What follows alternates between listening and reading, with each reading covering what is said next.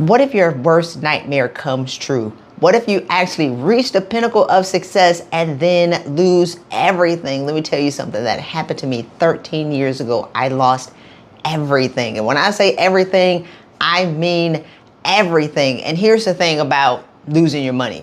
It's one thing to not have a lot of money and then lose that. It's another to be a super successful six-figure earner and then lose all of that, including my mind. Because when you're bougie and broke, then you become broke and broken. It is a different type of excruciating pain. So today I want to share with you the 3 things that I learned after I lost everything. And those things are happiness, gratitude, and health. So let's go ahead and start with what I learned about happiness after losing everything. I wasn't that happy. And here's the thing about happiness. We don't really know what that means. And I remember talking to a super successful lawyer a couple of years ago, and she said, I think that happiness is a moment. Now, after getting everything back and getting my mind right and aligning myself with the things that I want, happiness is always available to you, and happiness is a lifestyle. And I mean like the childlike happiness and the childlike faith. So if you think about kids being miserable for a long period of time, we would think that something was wrong with them. If you think about my nephew is 2. Now he has a little attitude sometimes, but for the most part, he's a happy kid. And if he was miserable all day for a day, my brother would think that something was wrong with the baby. The next day, a week of him never smiling and never laughing and just being miserable, they would take him to the doctor. And the doctor would say, there's nothing wrong with this kid. They've examined him. They've ran the test. They've done the blood work, and they've done everything to be able to figure out what does he have. And what if the doctor came back and said, well, he has an early onset of adulthood? Would they really accept that, or would they say, no, not my kid. I'm going to buy him things or tickle him or give him his favorite food or give him his favorite snacks. I'm going to figure out what's wrong with my baby because I don't want him to be a miserable baby. Now, here's the thing. When did it become an acceptable state of beingness for us to be miserable for years on end and nobody ever challenged it? In fact, people support it, and it's normal to be a miserable adult. It is normal to be a miserable leader. I mean, leadership is tough. If you want to pick up the mantle to be a leader, I pray for you, because we already know that it's not a popularity contest, but it is hard. Tal Ben-Shahar wrote a book called Happier, and he was a Harvard researcher, and he taught a class on happiness. So he had a 4-part model for what happiness means. The first model we want to talk about is the rat racer. The rat racer is typically somebody who lives in a present detriment for a future benefit. Rat racers are people who work, well, we used to think you could work 40 years and then retire. So the 40 years that you work, you are absolutely miserable. Year after year after year. Gallup reports that over 80% of people around the world dislike their jobs. So most people in the world are rat racers. A rat racer will give up the best parts of their years to then live the better part of their latter years. And as you know, a lot of us don't make it. And sometimes we're too sick to even enjoy the retirement. I mean, y'all, we see this again and again and again. The wheelchair line at Southwest is off the chain, and these are the people who are finally ready to live their lives after they've retired. But we spent the better part of our adulthood chasing security or chasing this illusion of being free when we could potentially have that in the moment. So again, a rat racer is someone who lives in a present detriment for a future benefit. A hedonist is someone who lives in a present benefit for a future detriment. That would be somebody like Bernie Madoff. Bernie Madoff was getting paid his money. He was living it up. Now, the future detriment was it didn't really go that well for him. So anybody that you see that's doing things for a present benefit, whether it's good or bad, but then it becomes a future detriment, that is what a hedonist is. A nihilist is someone who lives in a present detriment for a future detriment. These are people, I would say, like a prostitute. Like, the stuff that you're doing today ain't that good, girl. And then you're doing it tomorrow, it's not going to be that good. So people who do things for a present detriment and a future detriment is a nihilist. Now, the happiness model is the things that you do today for a present benefit also have a future benefit. Very few people live in the happiness model. Now, here's the thing. If you're a rat racer, cool. Even entrepreneurs are rat racers because entrepreneurs will give up everything. Don't let these Instagram people lie and tell you that you can get rich selling an ebook and make $100,000 a month. It's not true. But if you have to be a rat racer, what can you do in the present moment to offset some of the unhappiness? What can you do in the present moment to offset some of the misery? And here's the thing. Entrepreneurship is tough. You have to be a special kind of crazy to be an entrepreneur. Even the people who are out in Silicon Valley, they always make it seem like they're all making millions and millions of dollars. But the suicide rate in Silicon Valley is off the charts. They don't even talk about it with regards to the founders and how much money they're making and they're being pushed to make for these companies. So if you're miserable in this present moment because you're chasing a future benefit, what are some of the things that you can do that bring you joy? What are some of the things that you can do that's going to make that worth it in the end? So when I read this book, I was still in my career at the time, and I was just miserable. And I didn't know until I read the definition of happiness. I was like, oh my God, I'm miserable. This sucks. So I like to talk to young kids. So I would go to the high school. Granted, I would be at my desk at 11 o'clock at night because I went to go spend some time with them. But I would go and I would speak to the young kids and inspire them to be greater. That brought me tremendous joy. And I would talk to the people who work with me and I would mentor all of these people. And that became great. But what gave me a huge boost in knowing that what I was doing was worth it, I went and talked to and inspired young kids to be better. Now, what's your thing? Do you love to bake? Do you love to write poetry? Do you want to write a book? Do you like to swim in the ocean with the dolphins? Do you want to swim with the sharks? What is your artistic expression and what do you love to do? And I encourage you to tap into that more as you're going along your journey of life and choose to be happier in the moment, because this moment is all we have. Number 2, I was not healthy. Mentally, physically, emotionally, spiritually. What else we got? I was a workaholic and I would do anything and everything to jump over a barrier, kick walls in, kick doors open, all these things. I was sick. I couldn't believe it.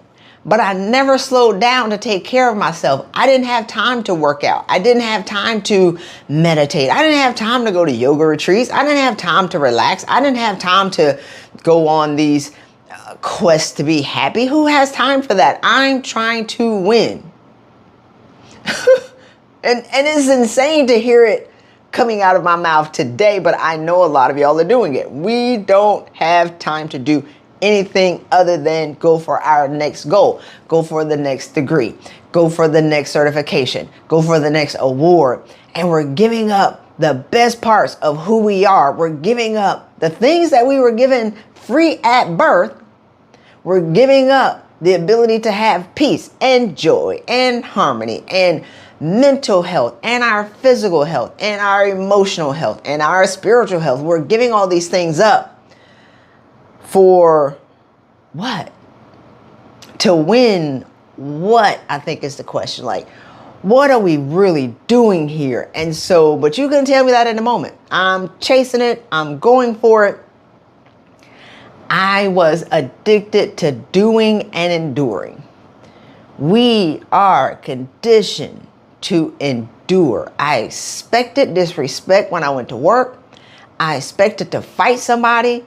I expected to cuss somebody out. I mean, like, how is that a normal, acceptable way to live, to expect HELL when I go to work, when I should have just went to work to do my job? And here's the thing. I thought that when I was younger that I would work and I would get all of these things and get all of these awards and prove all these people wrong. But the fights never ended. In fact, the fights became pettier. And so I got caught in this cycle of working to prove people wrong harder and harder and harder, and stopped working out, and I stopped taking care of myself, and I started eating greasy, cheesy food because I'm stressed out. And then stressed out people don't crave apples and bananas. Stressed out people crave cheesy, greasy. And so now I'm gaining weight, and now I'm tired, and now I'm too tired to work out. I'm too tired to take care of myself. I'm too tired to do anything healthy, except for I'm not too tired to work 80 hours a week. So I got caught in this toxic cycle that I created, and had the nerve to blame them for what they were doing to me, but I wasn't paying attention to what I was doing to myself. So once I fell apart and I lost everything, pretty much in my southern accent, the chickens had come to roost. I fell apart. I had over 20 medical conditions. I was 37. Mentally, I burned down my mental health down to 2 atoms. I collapsed mentally in the stage 12 burnout. Emotionally, I was a wreck. Like, who wants to date somebody who's a hot mess? Spiritually, empty. And so once I fell apart and once I lost everything, and I had an opportunity to look in the mirror and tell the truth, I wasn't doing that good, and I wasn't working as hard on myself as I was on my job, as Jim Rome says. And so Napoleon Hill has a quote where he says, if I had the courage to look in the mirror and see myself as I truly am, then I will find out what is wrong with me and fix it, as opposed to building alibis to cover my misfortunes. If I had the courage to look in the mirror and tell the truth, if I had the courage to look in the mirror and tell the truth about how I really am, not who I'm pretending to be, not what my leadership position defined me as, but if I had the courage to look in the mirror and tell the truth, oh my goodness. And high achievers were not necessarily going to do that. We're busy, on to the next thing, on to the next award, on to the next whatever. But I want to encourage you to stop and take inventory of where you are right now so you can fix it, as opposed to building alibis to cover your misfortunes. And so we have so much mental dis-ease in the world right now. We have so many people who are falling apart mentally and physically, and they're not slowing down enough to take care of themselves, and they're working in these toxic jobs, and they're afraid to leave, and they're losing themselves in the pursuit of entrepreneurship. I mean, if you just slowed down long enough and told the truth, then you can fix it, as opposed to building alibis to cover your misfortunes. So 3 habits that, if I can get my clients to do it, which we typically do, if you do these 3 things, it will significantly change your life. Number 1, meditate 3 times a week for 5 minutes. Look, it's 5 minutes. And I recommend a guided meditation. You can find a gazillion of them on YouTube, but you want to slow down and come back to yourself. You want to slow your mind down a little bit so you can be able to unpack some of the things that you're carrying around. You want to be able to catch your breath. Just 3 times a week for 5 minutes. And notice I didn't say 7 times a week for an hour. I didn't say 5 times a week, because what high achievers do, we go overboard. And if we don't hit the mark 7 times a week for an hour, we quit and we give up. But if you can just instill this small little habit 3 times a week for 5 minutes, I guarantee you it will significantly change your life for the best. The second habit is work out for 30 minutes 3 times a week. Whether you're walking, you're doing weights, you're doing Zumba, you're doing Peloton, whatever you got to do, work out and get your body moving. And the last thing is sleep 3 nights a week for 8 hours. Now, I know a lot of people say, I don't need that much sleep. Well, actually, you do. And so many people have normalized sleeping when I'm dead. I'll sleep when I'm dead, and I'll do all these other kind of things. But they don't understand how this affects their mood until they actually get some sleep. So if you will give yourself permission to take this little bit of time during the week to take care of yourself, I, all caps, guarantee you it will change your life for the best. I have pulled over 200 women off the brink of critical and advanced burnout with just these 3 things. Now, we probably do another 100 things, but if I can get them to do the 3 easy things, we can do the other things that are considered to be harder. The 3 easy things are typically the hardest thing because leaders are conditioned, again, to endure and to push through. But we've reached a point in history where we're not able to do that anymore. So I encourage you to take care of yourself and change before life makes you change. And the third thing that I learned, I was not grateful. I was not grateful for anything that I achieved. I just wasn't grateful. I wasn't grateful for the small miracles. I wasn't grateful for the house that I had on the golf course and the car. I had a million cars, y'all. I could buy pretty much the things that I wanted and traveling and doing all these other kind of things. I worked and achieved very high levels of success, but I was never happy with it. I was never grateful for it. I never showed gratitude. Gratitude and just saying thank you for the small things is so easy, but it's so hard. And so in 2009, watching Oprah and Wayne Dyer and Eckhart Tolle and Louise Hay and Dr. Maya Angelou, they talked about gratitude and being grateful for things and writing down 3 things in the morning that I was grateful for. So I would write down things like, I was grateful for that lemon drop martini I had yesterday. Delicious. I couldn't really find anything meaningful to be grateful for. Oh, I'm grateful for my empanadas and the nachos were delicious. I'm grateful for that apple martini. I'm grateful for the car that I drive. I'm grateful for, it was all mindless and petty things for 2 years. Now, when I lost everything, including my mind and my money and my material possessions, and I moved in with my brother, I mean, the story is gonna be what it's gonna be. And after the first year, December 31st, I still have these journals. I still didn't have any money. And I was going to be rich. I was supposed to be rich, but I didn't have any money. December 31st, I'm journaling about, okay, well, what do I want for the next year? And I'm looking back at the long list of goals that I had that I failed at. And I was just mad. I think I had like $2. So then the next year, we get to December again. I had all of these goals that I wanted to achieve. I didn't get rich yet. I was still in my brother's house. I didn't have any money.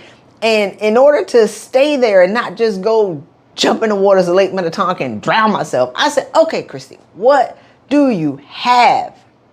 If you don't have money and you haven't restored your name yet in these streets, and if you haven't done anything, what do you have? Well, I'm not sick anymore. I had over 20 medical conditions. Okay. Well, you can actually talk and create coherent sentences. I could not do that for a year. When I say burnout is catastrophic, I could not talk and create coherent sentences. I slept for a year. Okay. Well, I can process complex data. I still have all of my teeth. I haven't been to a dentist in a year. Okay. I lost weight because I'm actually stopping long enough to take care of myself and doing Taebo on YouTube. Okay. So I got that. I still have all of my hair. I started to get down to like the tiny things of now just being grateful for waking up in the morning, because I've lost friends along the way. And so when I think about now in gratitude, it's just being grateful for waking up. That is a miracle. And we're not even grateful for that. Now, if I wake up and I got all my teeth, it's a fabulous day. Anything after that is on me. So are you grateful for the 6-bedroom house Or are you mad because you want it to be bigger or different, or a different kitchen, and you forgot when you were in a 1-bedroom apartment with the used furniture when you first got your job? Are you not grateful for the European car or whatever fancy car that you have, and you don't really remember driving the Toyota with all the engine lights on? What are you grateful for? Are you grateful for the ability to be able to walk into a store and get anything that you want because you have, and the material things that the fruits of your labor have enabled you to purchase? But are you grateful for it? And if not, I want to encourage you to stop long enough to look at where you are right now and start to be grateful for the small things. And maybe the feeling that you're chasing by buying all of these things is gratitude for just the small things. And I know that we get so caught up in social media of looking at what other people have, comparing our lives, I got a southern accent, to their lives. But what I really wanted to say was comparing their lives to our lives. I don't envy anybody online, because we envy all of these people and we're conditioned to look at what other people have, but you don't know what's going on in their house. And then when you see the fallout, people relish in the fallout of when people's marriages or relationships or whatever goes on, but you were just admiring that person and comparing yourself to them 2 years ago. So I encourage you to work on your gratitude and be grateful for the smallest things in life, because the feeling that you're chasing by buying all of these things may just be gratitude. So again, I encourage you to understand and to know, coming back from the brink of the bottom of the abyss after falling off the Grand Canyon, that one, if you're going through challenges right now, this too shall pass. If you're going through something right now, if you learn how to keep your wits about you and focus on the things that you want to make you happy and getting into alignment with that, focus on your mental and your physical health, your emotional health, and your spiritual health, it will come back. And be grateful for the smallest things. God doesn't give you what you want. He gives you what you have room for. How can God bless you with more miracles when you're not thankful for the 100,000 miracles that have shown up in your life all the time? So I hope this information has been useful to you. Like, share, and subscribe to this podcast. And let me know if y'all want me to unpack the other 10 things that I learned after I lost everything. Take care, and we'll see you in the next episode.